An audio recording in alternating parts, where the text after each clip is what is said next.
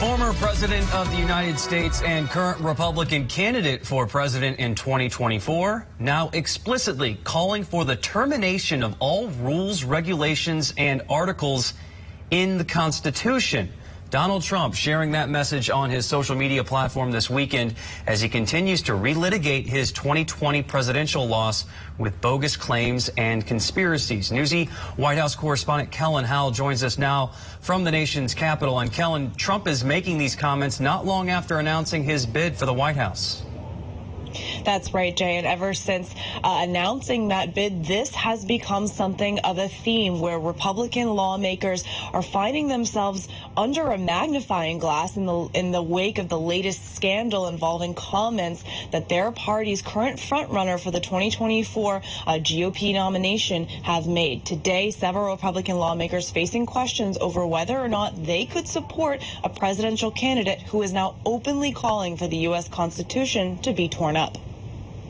Some Republican lawmakers on Sunday sharply criticized former President Donald Trump over his social media post calling for the U.S. Constitution to be terminated. First of all, I vehemently disagree with the statement that Trump has made.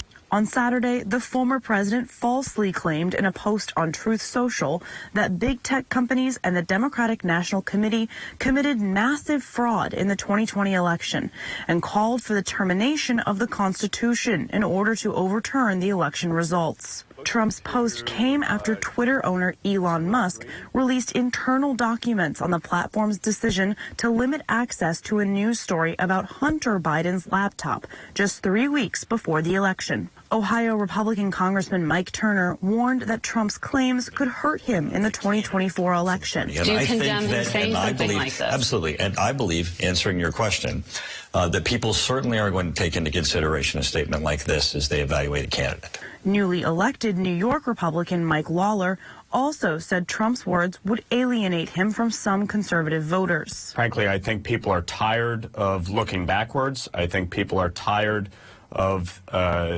discussing the grievances of prior elections, and they want to know what we're going to do to address the challenges. And I think the former president would be well advised to focus on the future if he is going to run for president again. The former president's comment is now putting some self-proclaimed constitutional conservatives in the hot seat over their support for him, like House Republican David Joyce, who on Sunday refused to disavow the former president over his comment. I'm asking you, if he's the nominee, will you support him?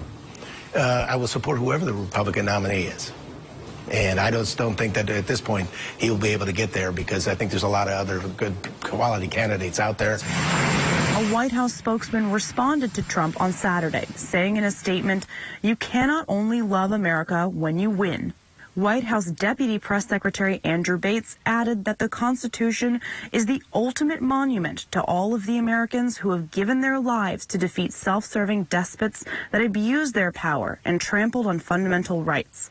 Attacking the Constitution and all it stands for is an anathema to the soul of our nation and should be universally condemned.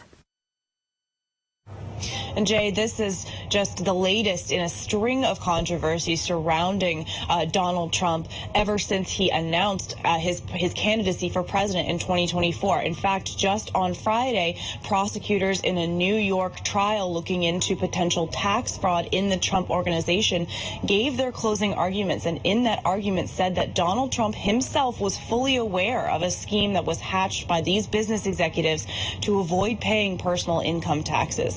That verdict is still in the hands of the jury. We haven't gotten it yet. They're expected to begin deliberations on that on Monday. Jay. Yeah, just one of several investigations into the former president. Newsy's Kellen Howell outside the White House for us. Thanks, Kellen.